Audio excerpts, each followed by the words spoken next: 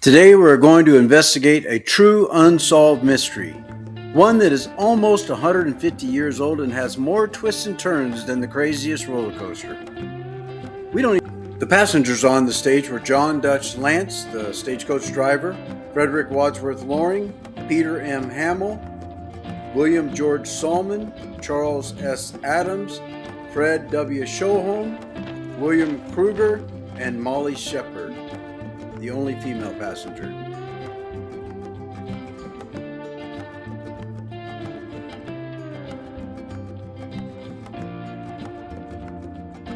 Good morning. Today we have an unsolved mystery we get to explore. It's been unsolved for well over 100 years, close to 150 years. It is the massacre at Wickenburg. Well, a stage massacre right outside of Wickenburg. And I'm approaching what is the grave sites, whether they're actually here or not. This bigger one here, this larger one, is considered to be a mass grave that possibly the attacking Indians that didn't make it were buried here.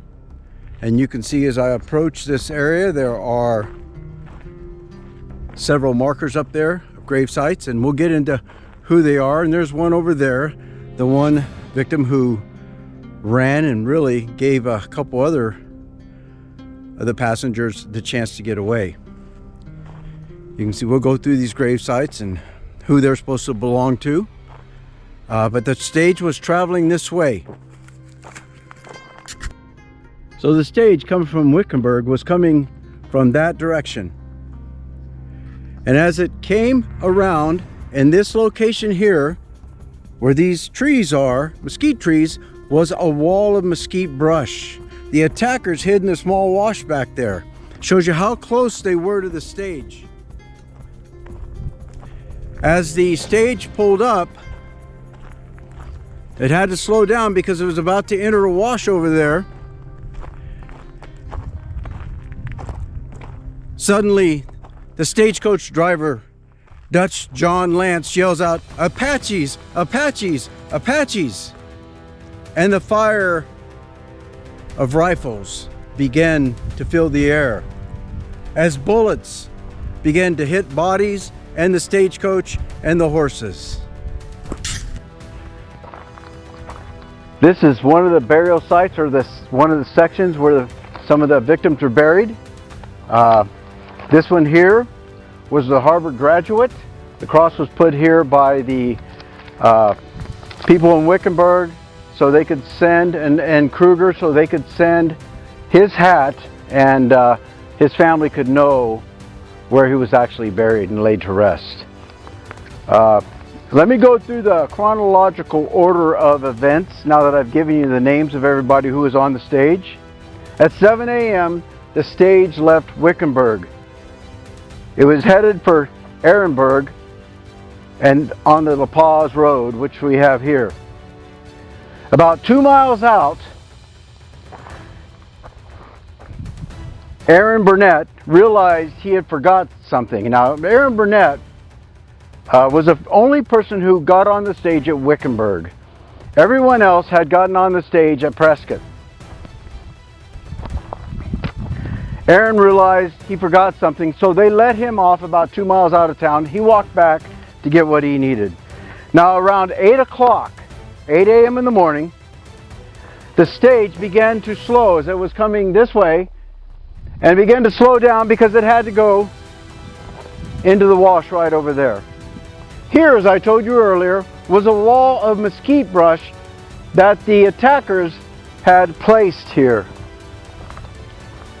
As the stage slowed down, the driver John Dutch Lance, which was on his first trip with the company, hollered out, "Apaches! Apaches! Apaches!" And the gunfire began to ensue. Rifle fire, actually. At this point, they were using rifles. Immediately, the driver was struck. The lead horse on the left was killed instantly as well. And the horse on the right, the lead horse on the right, also was shot, although it didn't die till later. The other two horses were frantically trying to pull the stage, while the attackers were filling the stage with bullets. There were 3 people on top. The 3 people that were on top was the stage driver, Dutch John Lance, Charles Adams, and Frederick Wadsworth Loving, who is buried right here. Those 3 were shot and killed instantly and fell off the stage, except for the driver. He slumped over in the driver's seat. The occupants inside the stage, which were Salmon, Frederick Schoem, Peter Hamill, Molly Shepard, and William Kruger, realized they were taking fire too and began to pull their pistols out from under the cushions and firing back. Now they had them under the cushions because they were playing a poker game, and they were having fun doing it. It was just something that Molly, who was, she was a brothel owner in Prescott, had brought cards, and they were playing the games and having a good time, according to Kruger. Inside the stage, they were beginning to be shot. At this point, Kruger was shot only in the arm, and other victims inside there were shot. One died instantly. The other was shot and fell out of the stage. And then we have Salmon, William G. Salmon. He got out of the stage and began to run, and his grave is over there, and I'll take you to that site as well. Molly and Kruger, who were laying down, she handed him a gun from the victim that died because he had emptied his, and she grabbed a bottle, a broken bottle, as a weapon. They were hiding on the floor of the stage. When they saw Salmon run out towards there and the Indians go after him, they went out the backside and went back over this hill and back over there and tried to get away. They had 9 people, anywhere from 9 to 15 people following them. In the meantime, the Indians caught Salmon. They buried him right where they found him. They scalped him and mutilated his body. He was the only one that was scalped and mutilated. Now, people say, well, who were the actual attackers? And we'll get to that in a little bit, because the attackers, we don't know, honestly. There were a lot of people punished for it, but we don't know if they were actually Indians. The evidence would support that at least Indians were a part of the party that attacked them. Some people say it was Mexicans dressed up as Indians. Some people say it was white men dressed up as Indians. Some say a little bit of both. We'll get to that in due time. In the meantime, the attack is going on here, and there were 2 volleys of rifle shots that went into the stage. In the meantime, there's 2 horses that are still alive. Later, one would have to be put down, and only one horse would really survive. Just as fast as it began, it ended. The whole event took maybe 10 minutes. But 10 minutes when you're being shot at is a long time. Now, going back to the events inside the stage, as I said earlier, they were playing a card game. One of them, Salmon, exited the stage, trying to crawl away, mortally wounded. Hamill also exited the stage and tried to run. Now, his running, he was either trying to flee from the attackers or he was trying to draw the attackers away from the stage. Either way, he was caught by the attackers. Kruger and Molly Shepard had hunkered down inside the floor of the stage. She had grabbed the pistol from the dead showman, and it was loaded because he never got to fire it. And she gave it to Kruger and armed herself, as I said earlier, with a broken bottle. Now, Kruger and Shepard exited the stage and headed that way. They did not escape without being noticed, and they had pursuers, as I said. They had passed a freight wagon with 30 teamsters and didn't even know it. However, the pursuers knew it, and that's the reason why they were able to escape. Albeit, Kruger had been shot twice during that escape attempt, once into the armpit and once in the back. Now Kruger and Molly Shepard eventually would be picked up by a mail carrier who was driving a buckboard and was delivering the mail on his rounds. He would take them to a location where there were other people and then would later be picked up by a posse who came out to recover and rescue. There were two posses sent out, one to recover and rescue and one to pursue the attackers. When the posses arrived, they found obviously a bloody mess. Bodies mutilated, guys scalped, horses dead and injured. Now, as I said, Shepard and Kruger bypassed the Teamsters, but it was the Teamsters who actually came on the site first. They found the bodies, and instead of heading to Wickenburg, they headed to the Army outpost to inform the Army of what took place. Shepard and Kruger would be picked up by a mail wagon and taken to a safe location. Then that mail carrier saddled up a horse and went into Wickenburg and informed the town of what took place, who sent out two posses. One posse was a recovery posse to recover the bodies and whatever else was here. The other posse was a posse to pursue the attackers. The posse to pursue the attackers were 5 to 6 men, armed, heavily armed, and ready to pursue the attackers. When they got here, they found that the wagon had actually been turned around and was facing this way.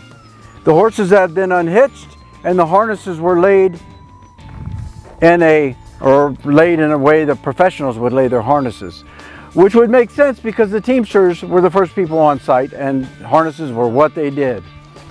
But the Teamsters were obviously gone, headed to the Army to report what took place, and the pursuers of the bad guys or of the attackers left this site and followed the tracks all the way to the nearest reservation. Now along the way, they found that the attackers, which were about 30 in number, had 20 more join them. So they felt like it was probably a good idea for them to stop the pursuit but go back and get more help.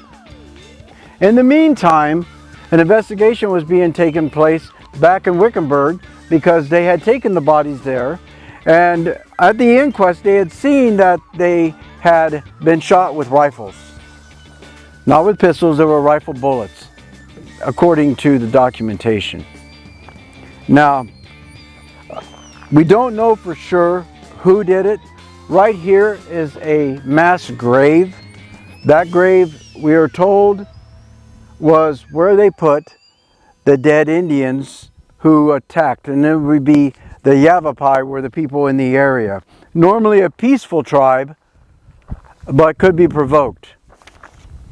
The Army later would investigate, and there would be people all over the place paying for this. The Yavapai would pay for it, as some of them would be shot and killed. There was a Mexican who was in jail in Prescott, and they found one of the personal articles of one of the passengers on this train. Well, the citizens got outraged, went into the jail, yanked him out of it, and hung him in the streets. There was a Mexican bandit who a lot of people said it was Mexicans because Molly Shepard was a little confused on whether it was Indians or Mexicans because, and this is why, because they wore cavalry pants. Their trousers were like from the cavalry, but that wasn't uncommon, as the reservation Indians oftentimes wore discarded clothes from the military.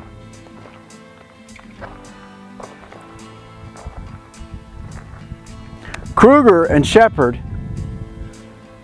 would be taken care of, and they would be the only eyewitness accounts.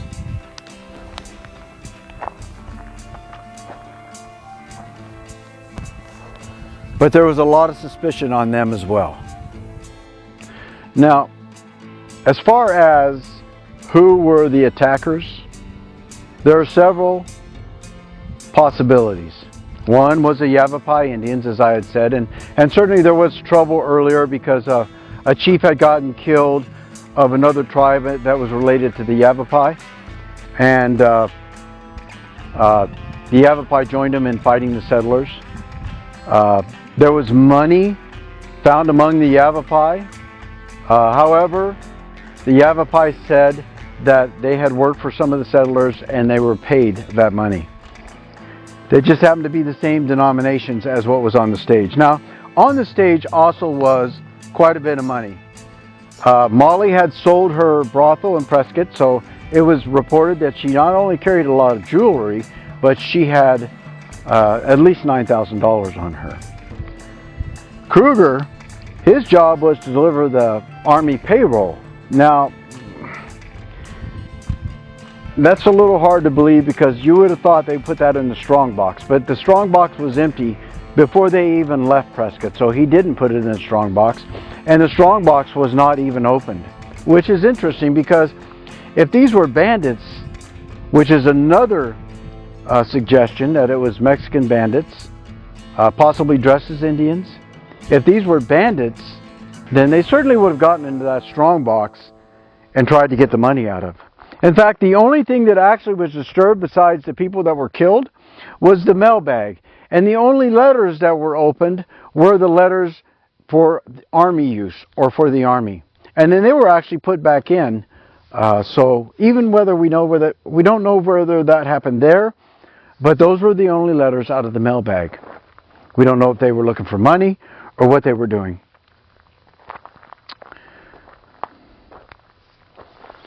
So the possibility that it was Mexican bandits, there was a Mexican bandit in the area. The leader and one other were killed as a supposed justice, more like vengeance. The Indians were eventually attacked, the Yavapai tribe, and if it wasn't for Crook, they would have been wiped out. But Crook didn't believe the story that they were attacked by Indians. Some say that it was white renegade men. Now, here's the thing. The tracks were all small feet and pigeon-toed, which were very much Yavapai. Of all the tracks, there was only one set of tracks that was large-foot, which was going to be either a Mexican man or a white man. And it was well known back then that the Yavapai had smaller feet and they walked kind of pigeon-toed, so you kind of knew who it was. Who the other large set of prints belonged to, we'll never know. Because when the army tracked them, they found as they got close to the reservation, they got mixed in with everybody else's tracks, and so they couldn't tell who had actually done it. There were some Indians up in the hills, and I read that they had been attacked and wiped out, but one of the officers said, we have no knowledge that these actually were the Indians who were a part of the attack, if they were in fact Indians. So that left only one other thing, and that would be that Kruger and Shepard had set this up in order to steal the army payroll that he had with him. Now Kruger and Shepard had known each other quite a bit before in Prescott, and I'm not going to say they were a couple, but they were pretty close, and they were basically traveling together. Shepard had a little tax problem, and she would tell people her destination was to go to Panama. She was going to come from Prescott, go over to San Bernardino, go up to San Francisco and catch a boat down to Panama, where she wanted to live. Now, as far as the wounds, there are different reports on this too. I mean, talk about a mystery. This mystery has got so many theories and so many what ifs that it's almost impossible to even nail down what actually happened. The stories went rampant back east, and the reporters would embellish. The Easterners were crying out for the military to come out and take control of the West. Others were saying, hey, we need to drive off the Mexican population that's here. It was just a conundrum of blame game, blaming this people, blaming that people. Kruger, according to Crook, was also suspects, Kruger and Shepard, because apparently the payroll money had disappeared, as well as her money. And in fact, Kruger later said he had $9,000 on there and tried to sue the government to get paid back for it. Could Kruger and Shepard have orchestrated this? Yes, but I mean, they were attacked and they were wounded. Now, of the wounds, I'm told that, or I read that Kruger had 3 wounds, and Shepard, I read 2 reports on her. Molly Shepard had 3 wounds is one report.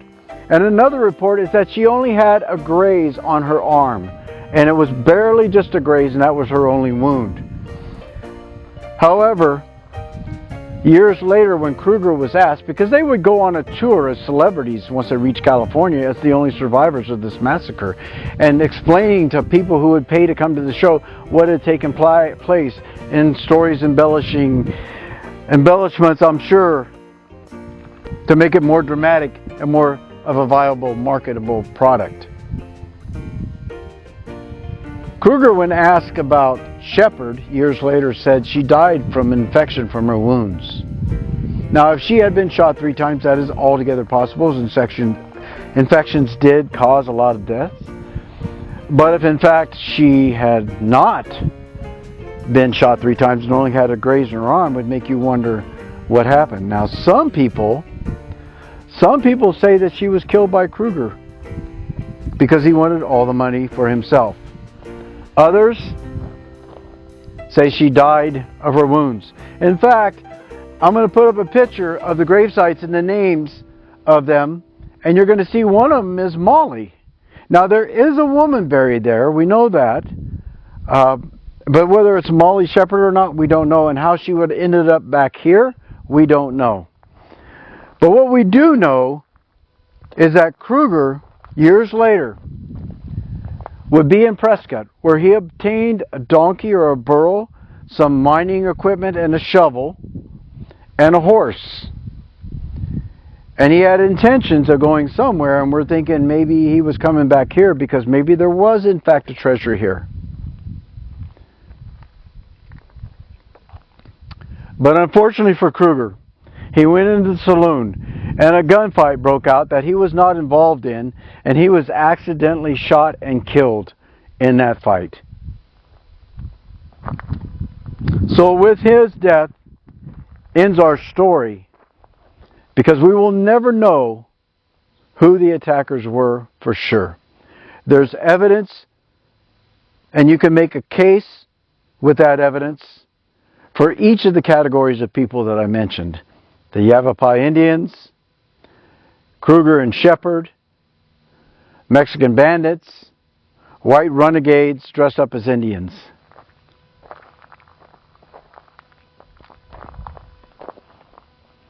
Who do you think were the attackers?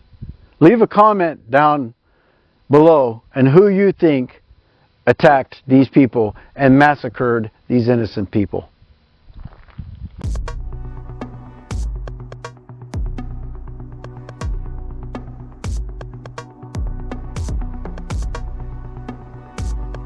This is the gravesite of William Solomon, who crawled out of the stage to try and escape.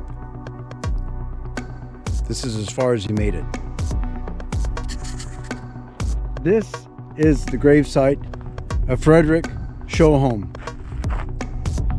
Frederick was the guy on the stage who died with cards in his hand, whose pistol Molly Shepard took and gave to Kruger. He never got a shot off. This here is the site marker. I don't know if you can see it because of the sun. That's what that is. This is the gravesite of Charles Adams. This is an unknown. And again, Frederick Lauren, the Harvard grad, who died at 22. He was out here as a reporter, reporting on the topographical survey expedition that was being done. Him and 2 of these other passengers were part of that expedition and had completed their assignment and were going home. This is the alleged Molly Shepherd's grave. Now, there is a woman buried here, I'm told. Now, whether it's Molly Shepherd or not, I don't know. This is Peter Hamill's grave. He was one of the 3 people who was involved in the cartography or the topographical maps, the expedition that was being done. They were looking for water sources for the army for future use, and his job was done and he ended his life here. This is the driver, Dutch John Lance. This is his gravesite.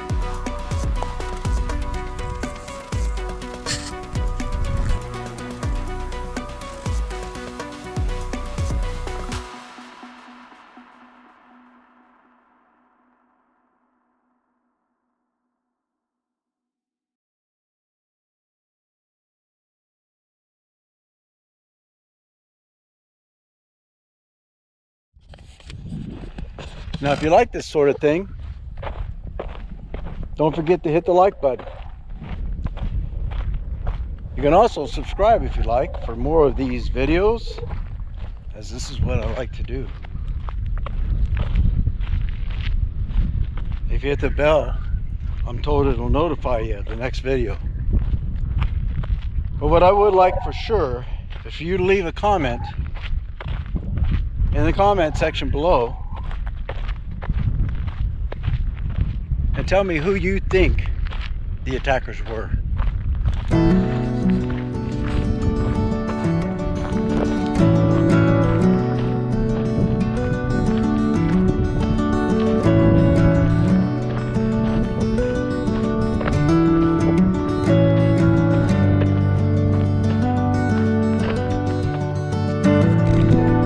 And that's a wrap.